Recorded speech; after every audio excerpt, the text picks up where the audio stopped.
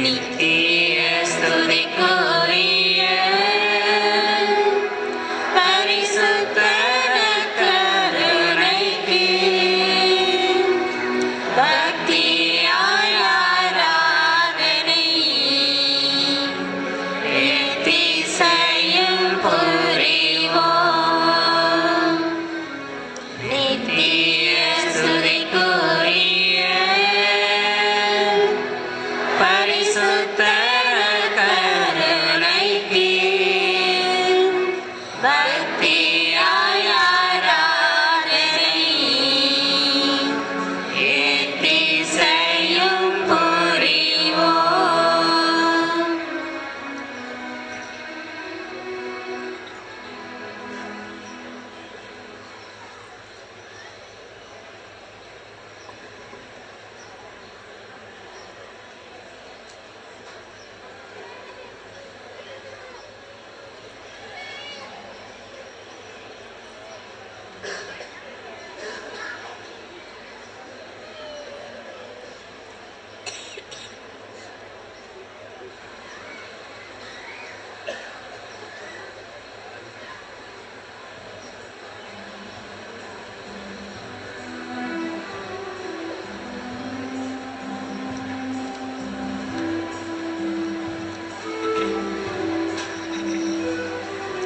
அன்பே கடவுள் என்றார்,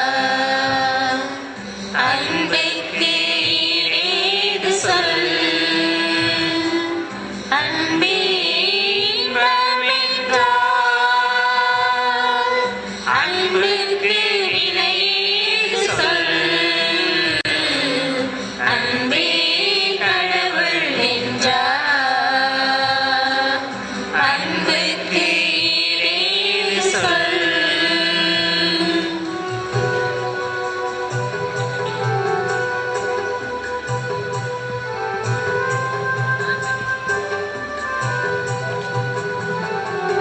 மன்னோர்கள் மொழி பேசியும் அன்புக்கு ஈடாகுமா? மன்னோர்கள் மொழி பேசியும் அன்புக்கு ஈடாகுமா?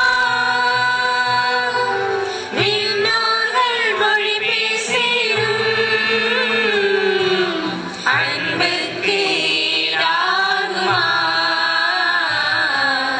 அன்பே கடவுள் என்றார், அன்புக்கு ஈடேது சொல்.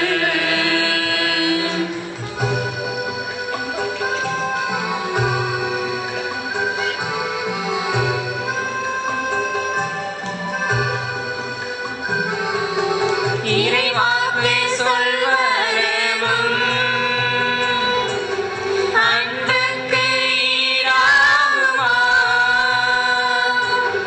இறைவாக்கு சொல்வரமும்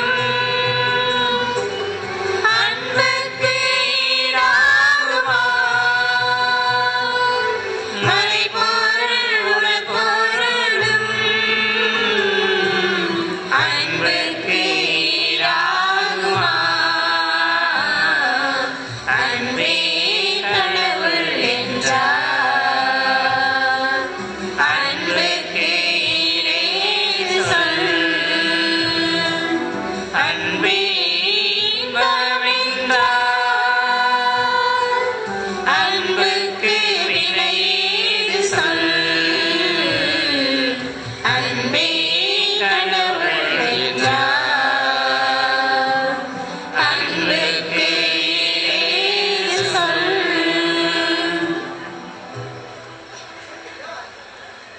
திருத்தூதரான தூய பவுல் கொரிந்தியருக்கு எழுதிய முதல் திருமுகத்திலிருந்து வாசகம். 13வது அதிகாரம் 1 முதல் 8 முடிய உள்ள வசனங்கள். நான் மானிட மொழிகளிலும் வானதூதரின் மொழிகளிலும் பேசினாலும் அன்பு எனக்கில்லையேல் ஒலிக்கும் வெண்கலமும் ஓசையிடும் தாளமும் போலாவேன். இறைவாக்கு உரைக்கும் ஆற்றல் எனக்கு இருப்பினும் மறைபொருள்கள் அனைத்தையும் அறிந்தவனாயிருப்பினும் அறிவெல்லாம் பெற்றிருப்பினும் மலைகளை இடம்பெயரச் செய்யும் அளவுக்கு நிறைந்த நம்பிக்கை கொண்டிருப்பவனும் என்னிடம் அன்பு இல்லையேல் நான் ஒன்றுமில்லை. என் உடைமையை எல்லாம் நான் வாரி வழங்கினாலும், என் உடலையே சுட்டரிப்பதற்கென ஒப்புவித்தாலும், என்னிடம் அன்பு இல்லையேல் எனக்கு பயன் ஒன்றுமில்லை. அன்பு பொறுமையுள்ளது, நன்மை செய்யும், பொறாமைப்படாது, தற்புகழ்ச்சி கொள்ளாது, இருமாப்பு அடையாது.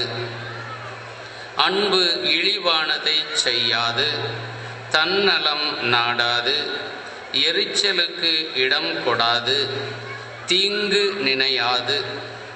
அன்பு தீவினையில் மகிழ்வுறாது, மாறாக உண்மையில் அது மகிழும். அன்பு அனைத்தையும் பொறுத்து கொள்ளும், அனைத்தையும் நம்பும், அனைத்தையும் எதிர்நோக்கி இருக்கும், அனைத்திலும் மன உறுதியாய் இருக்கும்.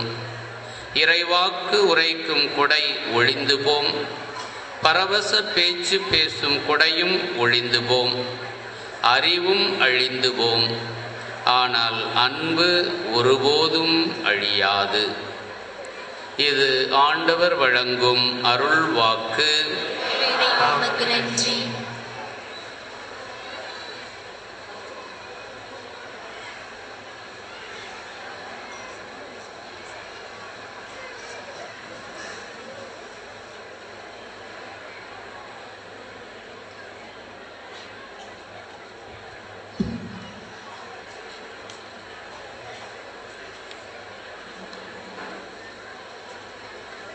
கிறிஸ்து இயேசுவுக்குள் பிரியமானவர்களே, ஆண்டவருடைய நாமத்தினால் நாம் அனைவரும் ஒன்றிணைந்து ஒரே குடும்பமாக அவருடைய புனிதர்களிலே அவரை மிகவும் நெருக்கமாக பின்பற்றிய சீடர்களிலே ஒருவரான நம்முடைய பாதுகாவலர் புனித பதுவை அந்தோனியார் பெரு விழாவை கொண்டாடும் வகையில் இந்த முதல் நாளில் நாம் கொடியேற்று பெரு விழாவை ஏற்றி வைத்து திருப்பலி ஒப்பு கொடுத்து அன்பு ஆண்டவருடைய நற்கருணை நாதருடைய ஆசீர்வாதத்தை பெற காத்திருக்கின்றோம். இந்த திருவிழாவிலே உங்கள் அனைவருக்கும் என்னுடைய அன்பு கலந்த வணக்கத்தையும் திருவிழா வாழ்த்துக்களையும் என் பெயராலும் அன்பு தந்தையர்கள் அருட்சோதரர்கள் பெயராலும் மற்றும் இங்கு பணிபுரியக்கூடிய அனைத்து பணியாளர்கள் வேதியர்கள் சார்பாகவும் உங்களுக்கு தெரிவித்துக் கொள்வதில் மிக்க மகிழ்ச்சி அடைகின்றேன். அன்புக்குரியவர்களே, நமக்கு இன்று கருப்பொருளாக மறை உரையின் தலைப்பாக கொடுக்கப்பட்டிருப்பது அன்பை பெற்றெடுக்கும் குடும்பங்கள். அன்பை பெற்றெடுக்கும் குடும்பங்கள். நம்முடைய வீடுகளில் ஒரு குழந்தை பிறந்தோன்னு பக்கத்து வீட்டுக்காரம்மா வந்து, பாரு உன் புள்ள ஒன்று அப்படியே உரிச்சிட்டு பிறந்திருக்கிறா பாரு சொல்றாங்க இல்லையா? பையன் நல்லா வளர்ந்துட்டு நல்லா ஊர் மக்களோட பேசி பழகும் பொழுது அப்பனை போல இருக்கான் பாரு, அவர் ஓடா மக்களுக்காக உழைச்சிட்டு போனார், தப்பாம அவன் பிள்ளையும் பாரு அதே மாதிரி இருக்கு என்று நாம் மனித சுவாபத்திலே இவ்விதமாக பேசுகின்றோம். அன்புக்குரியவர்களே, பூசையின் தொடக்கத்திலே தந்தை கென்னடி சொல்வது போல நாம் எல்லோரும் அறிவது போல கடவுளுடைய இயல்பு அன்பு செய்வதுதான். அன்பே தெய்வம். இந்து சகோதர சகோதரர் கூட சொல்வதை நாம் கேட்டிருக்கின்றோம், அன்பே சிவம் என்று. ஆகவே கடவுள் அன்பு மயமாக இருக்கின்றார். அவருக்கு அன்பு செய்வதை தவிர வேறு ஒரு வேலையும் கிடையாது. மக்கள் நாம் எவ்வளவுதான் தவறுகள் இழைத்தாலும், அவருக்கு விரோதமாக பேசினாலும், எதை செய்தாலும், பாவம் புரிந்தாலும் அவர் இரட்டிப்பு அன்பு கொண்டவராகத்தான் தம் மகனையே நமக்காக உவந்து கையளித்தார். ஆகவே கடவுள் அன்பு மயமாக இயல்பே அன்பு உள்ளவராக இருக்கின்ற பொழுது அவரால் படைக்கப்பட்ட மனிதன் அன்பின் சாயல் இல்லாமல் வேறு எவ்விதமாக இருக்க முடியும்? ஆகவேதான் தொடக்க நூலிலே நாம் வாசிக்கின்றோம், கடவுள் தம் சாயலில் மனிதனை படைத்தார், ஆணும் பெண்ணுமாக படைத்தார். படைக்கப்பட்ட மனிதர்களாக நாம் ஒவ்வொருவருமே அந்த அன்பின் சாயலில் படைக்கப்பட்டுள்ளோம். ஆனால் கடவுளுடைய பிள்ளையாக நாம் மாற வேண்டும் என்றால் அவரை போல நாமும் அன்பு செய்ய வேண்டும். கிறிஸ்துவுக்குள் பிரியமானவர்களே, இந்த அன்பை பற்றி சொல்கின்ற பொழுது முன்னாள் பாப்பரசர் இரண்டாம் ஜான் பால் அவர்கள் ரெடம்ப்டர் ஹோமினிஸ் என்ற தம்முடைய திருமடலில் மனிதனுடைய மீட்பர் என்ற அந்த மடலில் இவ்விதமாக கருத்துக்களை கூறுகின்றார். மனிதன் அன்பின்றி வாழ முடியாது, அவன் வாழ்வு பொருள் அற்றதாக ஆகிவிடும். அன்பை அனுபவிக்காதவன் பயனற்றவன் ஆகின்றான் என்றெல்லாம் கருத்துக்களை எழுதியிருக்கின்றார். ஆகவே நாம் நம்முடைய வாழ்க்கையில் அன்பு செய்ய முற்படுகின்ற பொழுது அது மிகவும் கஷ்டமான ஒன்றாக இருப்பதை நாம் பார்க்கின்றோம். ஏனென்றால் உலக வாழ்க்கையிலே நமக்கு வாசிக்கப்பட்ட வாசகத்தை போன்று வர்மம், காழ்ப்புணர்ச்சி, பகைமை, கோபம் போன்ற சூழ்நிலைகளில் நாம் வாழ வேண்டிய நிர்பந்தத்தில் இருக்கின்றோம். ஆகவே அன்பு வாழ்வது மிக மிக கஷ்டம். ஆகவேதான் வாழ்நாள் முழுவதும் அன்பை நாம் தரித்துக் கொள்ள, அனுபவிக்க, அன்பை பகிர்ந்து கொள்ள நமக்கு ஏராளமான வாய்ப்புகளை ஆண்டவர் கொடுத்துள்ளார். ஆகவே கடவுள் அன்புமயமானவர். அவரால் படைக்கப்பட்ட மனிதனும் அன்பின் சாயலில், அவருடைய சாயல் படைக்கப்பட்டவன். கடவுளுடைய பிள்ளையாக வாழ முற்படுகின்ற பொழுது அவன் அன்பு செய்ய வேண்டும்.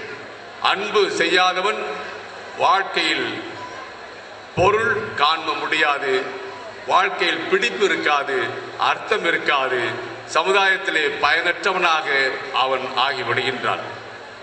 இந்த ஒரு பின்னணியில் அன்பை பெற்றெடுக்கும் குடும்பங்கள் என்று சொல்கிற பொழுது நமக்கெல்லாம் உடனடியாக மனதிலே படுவது குடும்பத்தில் பிள்ளையை தான் பெற்றெடுப்பார்கள் என்று. ஆனால் அந்த பிள்ளையை பெற்றெடுக்கக்கூடிய அந்த நேரம் ஒரு தாய் தம் கருவறையிலே கருவை தாங்குகின்ற பொழுது அந்த கணவன் மனைவி உறவு கொண்டாடுகின்ற பொழுது அவர்கள் அன்பு சூழலில் உறவை கொண்டாட வேண்டும்.